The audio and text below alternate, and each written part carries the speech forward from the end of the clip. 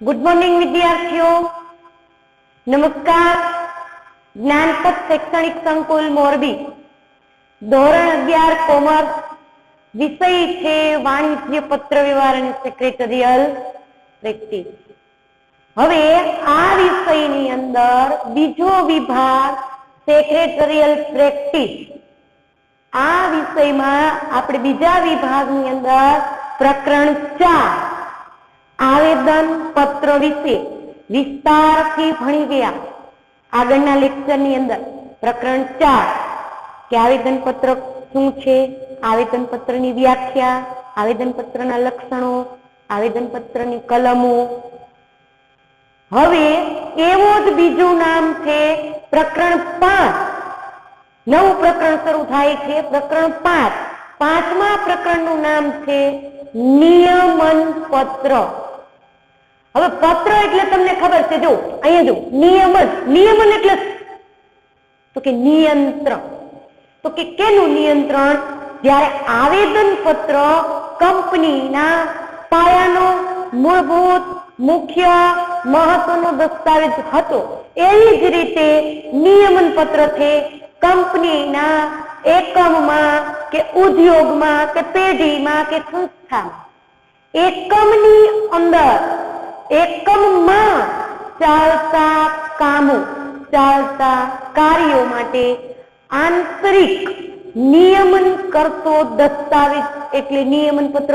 પાઠના નામની સમજૂતી છે।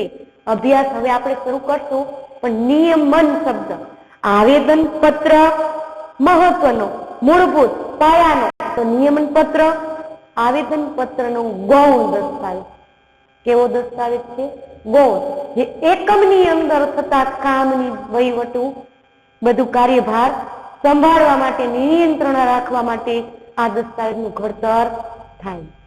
તો આ ચેપ્ટર આપણે હવે અભ્યાસમાં ભણશું। દરેક વિદ્યાર્થી ટેક્સ્ટબુક અને પેન્સિલ અને સાથે સમજૂતી મેળવશું। જરૂર જણાય તો પેન્સિલથી કોઈ મુદ્દાને લખશું, અંડરલાઈન કરશું, જેથી આપણું ધ્યાન ટેક્સ્ટબુકમાં રહે। જોઈએ પ્રસ્તાવના કે વેપાર માળખામાં કંપની સ્વરૂપ ઉત્કૃષ્ટ સ્વરૂપ છે।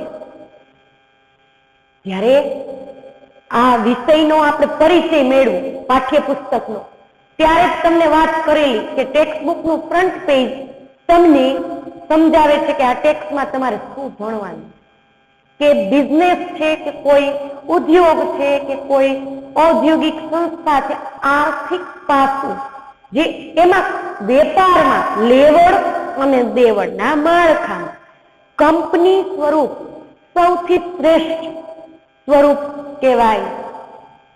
પરંતુ તે જીવંત વ્યક્તિ નથી, પણ કાયદાની દ્રષ્ટિએ તેને વ્યક્તિત્વ મળેલું છે। કેવું? કૃત્રિમ વ્યક્તિત્વ મળેલું છે।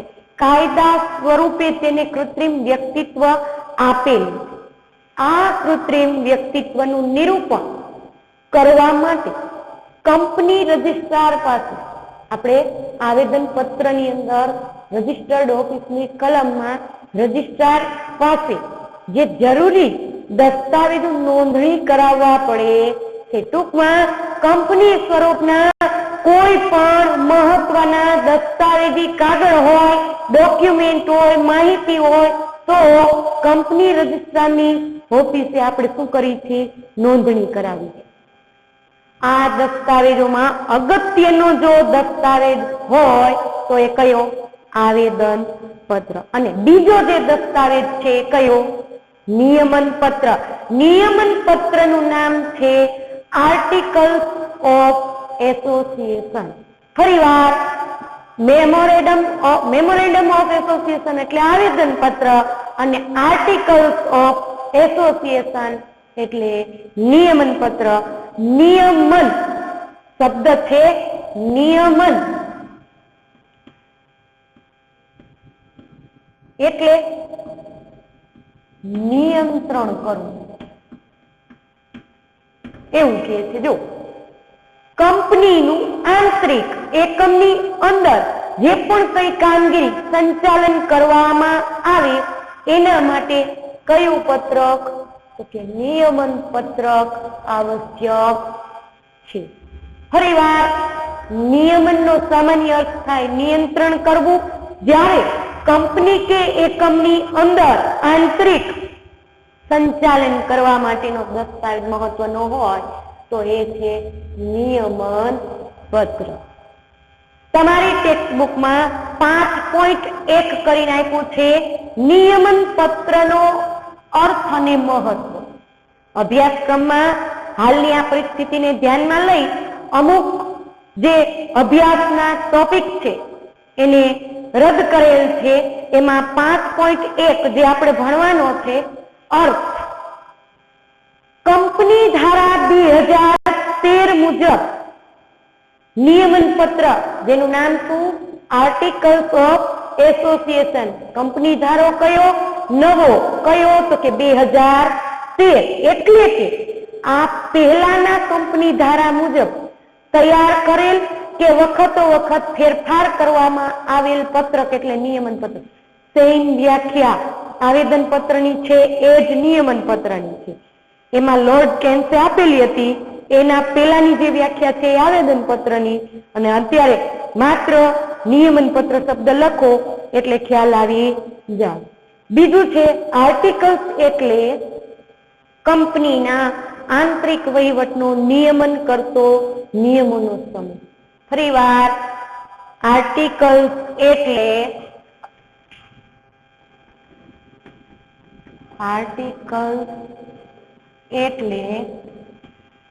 શું આપ્યું છે? કંપનીના આંતરિક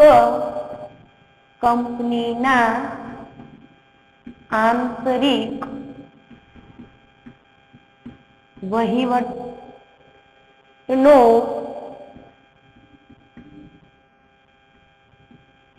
નિયમન કરતા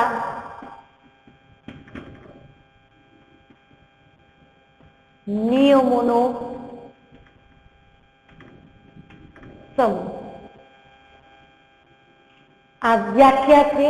આર્ટિકલ્સ એટલે કંપની એકમની અંદર જે પણ કઈ કામગીરી વહીવટી થાય છે તેના નિયમો નક્કી કરતા નિયમન નક્કી કરતા નિયમોનો સમૂહ છે.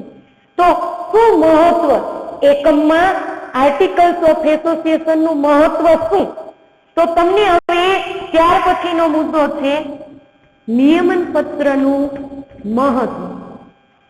જોઈએ ટેક્સ્ટબુકમાં જોતા જાજો કે આર્ટિકલ થી કંપની એકમ ઉદ્યોગ આંતરિક વહીવટના કે આવેદન પત્ર જે આપણે આગળ ભણી ગયા એ આવેદન પત્રમાં જે જોગવાઈઓ દર્શાવેલી છે તેનું વિરુદ્ધનું કંઈ પણ કાર્ય થઈ શકે નહીં.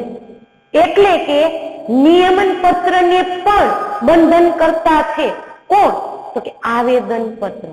એટલે આવેદન પત્રની મર્યાદામાં આવેદન પત્રની જોગવાઈમાં રહીને જ નિયમન પત્ર ઘડવામાં આવે છે. કંપની સાથે કામ પાર પાડનાર દરેક વ્યક્તિ નિયમન પત્રની જોગવાઈઓથી જાણ હોવાનું અનુમાન કરવામાં આવે. કંપની સ્વરૂપમાં જે પણ કામ કરે છે એવી દરેક વ્યક્તિ નિયમન પત્રથી પરિચિત છે એવું અનુમાન કરવામાં આવે છે. મેમોરેન્ડમ એ કંપનીનો પાયાનો દસ્તાવેજ છે. મેમોરેન્ડમ શબ્દ છે ત્યાં આવેદન પત્ર દરેક વિદ્યાર્થી લખશે. જ્યારે નિયમન પત્ર આવેદન પત્રની મર્યાદામાં રહીને આંતરિક એકમની અંદર જે પણ કામગીરી વહીવટી સંચાલકીય પ્રવૃત્તિ થાય છે તે ચલાવવા નિયમો નક્કી કરે છે. કયું પત્ર? નિયમન પત્ર. આ નિયમન પત્રનું મહત્વ તમને એક મુદ્દાથી પોઈન્ટ ટુ પોઈન્ટ રજૂ કરવામાં આવે છે કે રોજબરોજના વહીવટ માટે ઉપયોગી. રોજબરોજના વહીવટ માટે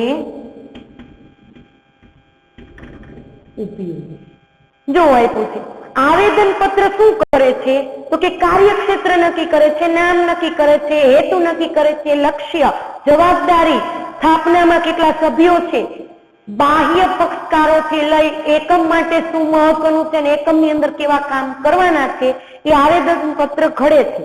પણ આ આવેદન પત્રના દર્શાવેલ કાર્યક્ષેત્રમાં પણ યોગ્ય રીતે વહીવટી અને સંચાલન માટે જરૂરી નીતિ ઘડતર કરવામાં આવે છે, જેથી કરી કંપનીના રોજબરોજના વહીવટમાં કામગીરી સરળ બને. તો એ કામ કરવા માટે કયું પત્રક મહત્વનું છે? નિયમન પત્ર. બીજું છે સેક્રેટરી માટે મહત્વ.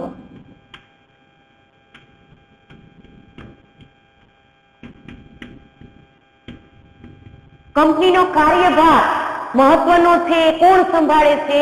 તો કે સેક્રેટરી માટે નિયમન પત્ર મહત્વનું છે. કઈ રીતે?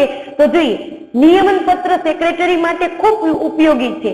કંપનીમાં રોજબરોજ જુદા જુદા શબ્દોનું અર્થઘટન, શેર વેચણીનું કાર્ય કેવી રીતે કરવું, શેર પર હપ્તા કેવી રીતે મંગાવવા, શેર જપ્તી, શેર ફેરબદલી કેવી રીતે કરવી, આ અંગે નિયમન પત્રમાં ચોક્કસ નિયમો ઘડેલા છે.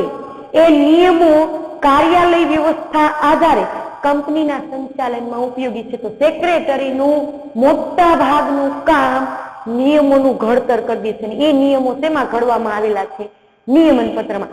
શેર બહાર પાડો. હવે કોઈ કંપની છે, કંપની સ્થાપવાનો વિચાર કોઈ વ્યક્તિને આવેલો છે, પણ હવે મૂડી નથી, મૂડી મેળવવા શેર બહાર પાડે છે. શેર બહાર પાડે કે જાહેર જનતા વિજ્ઞાપન પત્ર વાંચી શેર ખરીદવા કંપનીને અરજી કરે. આ શેર અરજી કરે તો એને શેર આપવા, એમના શેર ન આપતા ભરે તો જપ્ત કરી લેવા, શેર ઉપર રકમ મંગાવી, આ બધું કામ કોને કરવાનું? સેક્રેટરી. તો આ કામ કરવા માટે કયું પત્રક ઉપયોગી? નિયમન પત્ર. તો શું કામ? તો કે એમાં નિયમો ઘડેલા છે.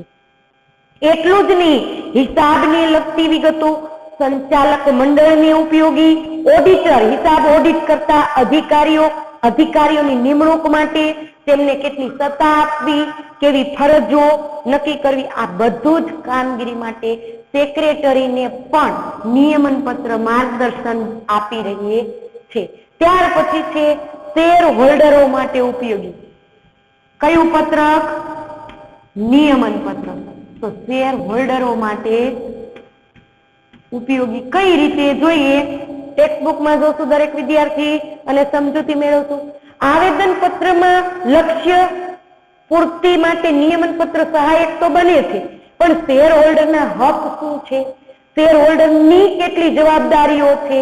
શેર હોલ્ડરને કેવા લાભ મળી શકે, કેવા અધિકાર મળે, એ બધું શેમાં સ્પષ્ટતા કરેલી છે? તો કે નિયમન પત્રમાં. એટલે નિયમન પત્ર એ આવેદન પત્રનો પૂરક ગૌણ દસ્તાવેજ. કોણ? નિયમન પત્ર. કોનો? તો કે આવેદન પત્રનો. ત્યાર પછી છે વિવિધ સંબંધો નક્કી કરવા માટે ઉપયોગી. નિયમન પત્રમાં કંપની સ્વરૂપમાં વિવિધ સંબંધો નક્કી કરવા માટે ઉપયોગી.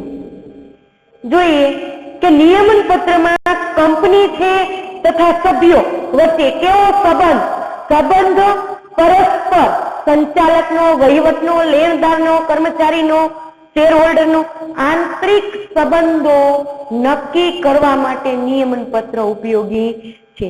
અને પાંચમો મુદ્દો છે કે કંપનીનું સ્વરૂપ નક્કી કરવા માટે ઉપયોગી. કંપનીનું સ્વરૂપ નક્કી કરવા માટે ઉપયોગી. નિયમન પત્ર એક એવો દસ્તાવેજ છે કે જેના આધારે કંપની જાહેર છે કે ખાનગી એ નક્કી થઈ શકે છે. કે કંપની ખાનગી હોય તો ખ્યાલ આવે, કંપની જાહેર હોય તો ખ્યાલ આવે. એ નિયમન પત્રના કાર્યો નક્કી કરે છે. પાઠનું નામ શું? નિયમન પત્ર. નિયમન એટલે શું? નિયંત્રણ કરવું. હવે નિયંત્રણ કરવું તો કે આના પહેલાના પાઠનું નામ છે આવેદન પત્ર, જ્યારે આ પાઠનું નામ છે નિયમન પત્ર. તો નિયમન પત્રની વ્યાખ્યા પણ આવેદન પત્રની વ્યાખ્યા જેવી જ છે કે કંપની ધારા 2013 મુજબ અથવા આ પહેલાના કંપની ધારા મુજબ વખતો વખત જે સમય મર્યાદા છે એમાં ફેરફાર કરેલા ધારા મુજબ ઘડાયેલું પત્રક એટલે નિયમન પત્રક. બીજું આપ્યું કંપનીના આંતરિક એકમની અંદરના વહીવટના નિયંત્રણ કરતા નિયમોનું સમૂહ એટલે આર્ટિકલ્સ ઓફ એસોસિએશન એટલે કે નિયમન પત્ર. ત્યાર પછી આ નિયમન પત્ર એકમમાં કઈ રીતે મહત્વનું છે, ઉપયોગી છે, તો કે રોજબરોજનો વહીવટ કાર્યભાર સરખો ચાલે તેના માટે, સારી રીતે ચાલે તેના માટે ઉપયોગી. સેક્રેટરી માટે ખૂબ મહત્વનું છે. તો કેવી રીતે, તો કે આવેદન પત્ર આધારે કંપનીમાં રોજબરોજના જુદા જુદા ઘણા શબ્દોનું અર્થઘટન, શેર હોલ્ડરના લગતા કામો કરવા માટેની જોગવાઈ નિયમન પત્રમાં આપેલી છે. એટલે સેક્રેટરી માટે અડધું કામ સરળ થઈ ગયું. શેર હોલ્ડર માટે ઉપયોગી. એટલે જ નિયમન પત્રને ગૌણ દસ્તાવેજ કહેવાય છે. એટલે જ નિયમન પત્રને પૂરક દસ્તાવેજ કોનો? આવેદન પત્ર. વિવિધ સંબંધો વિવિધ પક્ષકાર સાથે કેવા સંબંધ સ્થાપિત થાય છે, પરસ્પર કેવું હિત જળવાય છે તેનું નિયંત્રણ કરવા પણ વિવિધ સંબંધો નક્કી કરવા આવેદન પત્ર ઉપયોગી છે. કંપની સ્વરૂપ નક્કી કરવા, કંપની ખાનગી છે કે જાહેર એ નિયમન પત્ર આધારે નક્કી થાય છે. તો આજના લેક્ચરની અંદર આપણે પ્રકરણ 5 ની શરૂઆત કરી.